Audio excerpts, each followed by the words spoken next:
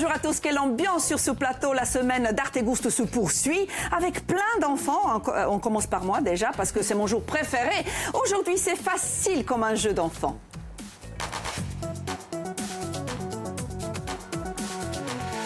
Alors, je commence tout d'abord. Je vous présente une grande fille. C'est Marie Chavarot qui nous arrive de Paris. Bonjour, Marie. Bonjour, Marina. Et puis, plein d'enfants. Donc, il y a Joséphine. Salut, Joséphine.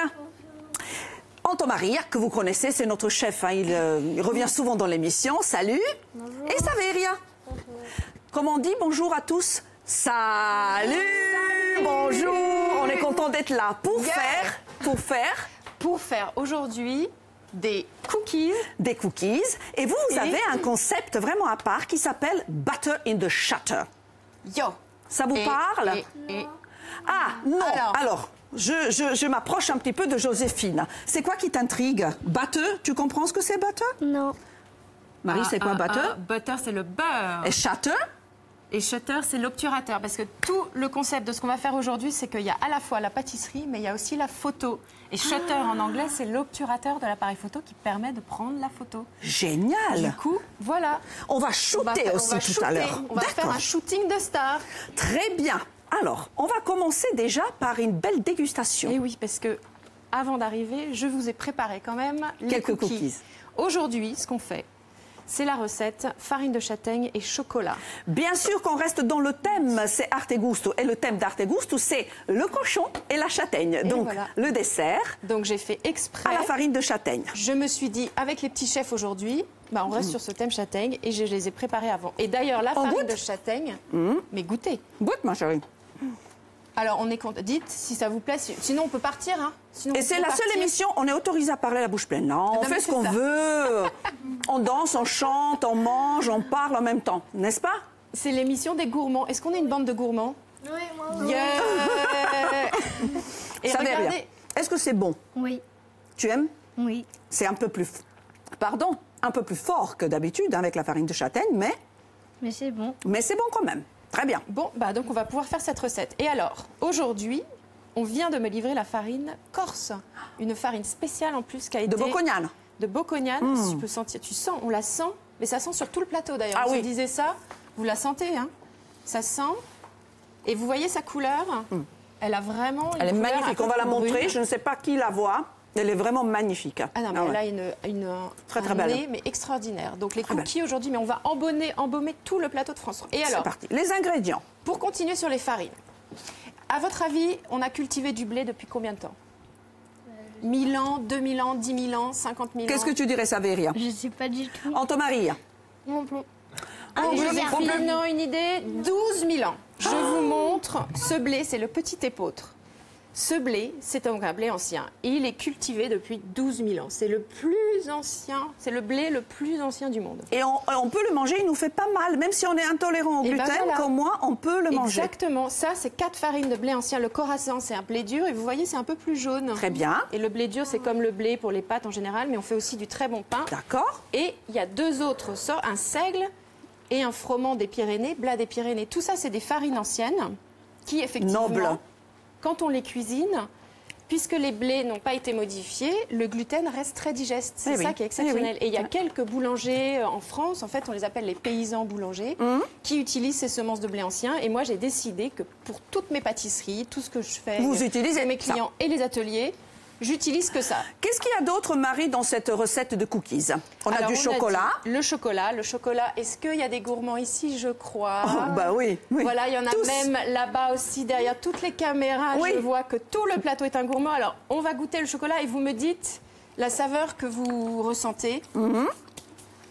Et la différence entre les deux. Ouais. Est-ce que celui que vous préférez? Toi, tu as goûté... Hop. Anton Maria, toi tu manges quoi? Tu préfères le caramel? Oui.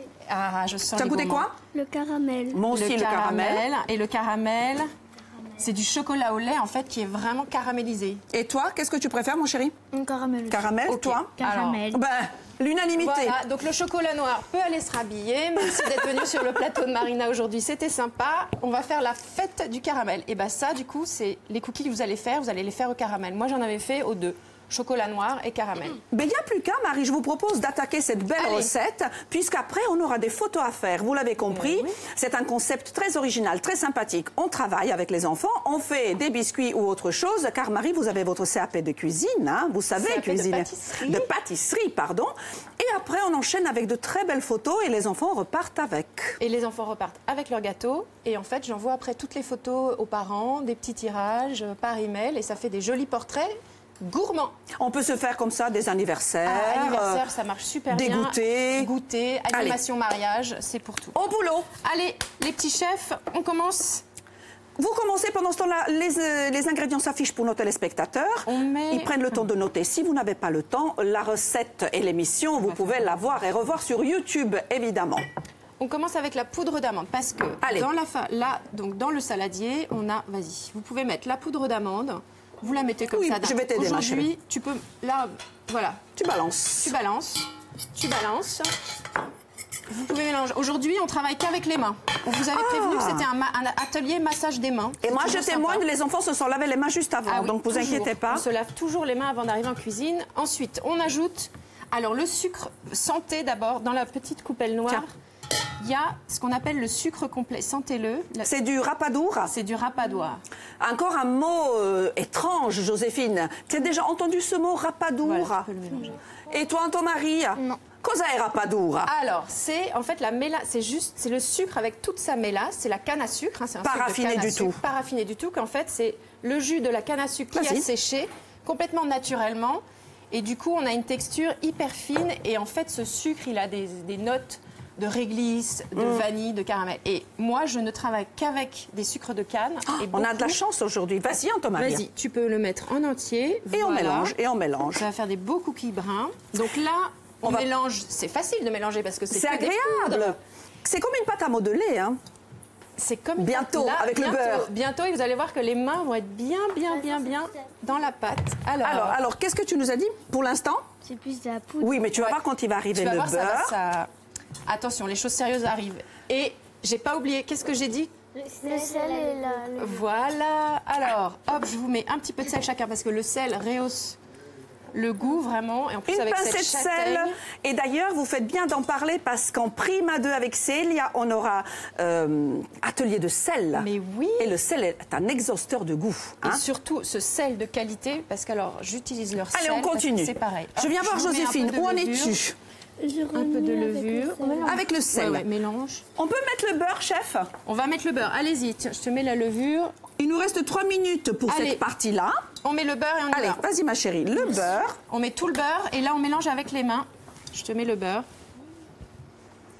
Pendant ce temps-là, on a déjà préchauffé notre four. Il me semble, Marie, que la température est à 190. Exactement. Chaleur tournante de préférence. Voilà, comme ça, les cookies cuisent partout. Et alors, vous le pressez bien.